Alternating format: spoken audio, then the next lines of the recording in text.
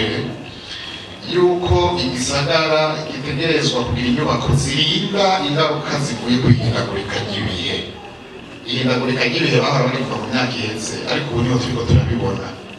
Tubonye y'uruzi Gasenyi rwakoze, turavye y'uruzi Muharo ruriko rurakora, turavye imisozi iriko irakoroka, ucubona yuko ihindagurika ry'ibihe ari ikintu mu by'ukuri kiriko kiratwononera cyane cyane mu bijanye n'inyubako. N'iyo mirima n'urwo rubura ibyo byose mwumva ni ibihe bihinduka, ariko cyane cyane ikirere mu mugabane w'isi gihindurwa n'ivyuka ibihugu bitunze birungika mu kirere.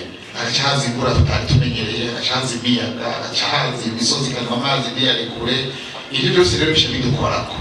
Twebwe rero kugira ngo ibyo bihe bihinduke n'ibihugu byo muri aka karere ka Afurika, si kinini wokora kugira ngo bibuze guhinduka.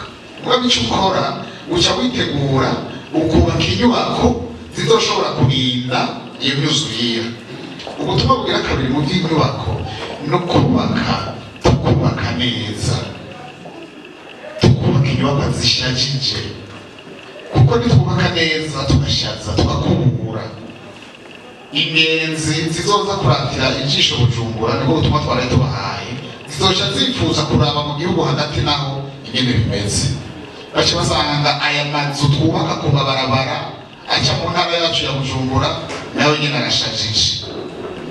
Iki rero nagombaga gishimikireko cyane abantu mubaka ku mabarabara, tugiye kubaha ibicapo byobafasha kwisunga kugira ngo twubake inyubako z'iteka. Twifuza ko Burundi tuba igihugu cy'iteka. Bakomereza ko nimugire igisagara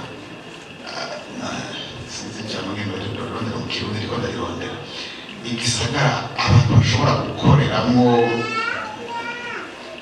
business, abutumwa business uze gutangazwa banashitse, abantu bashobora gukoreramwo ibikorwa bibazanira amafaranga mu buryo bwose.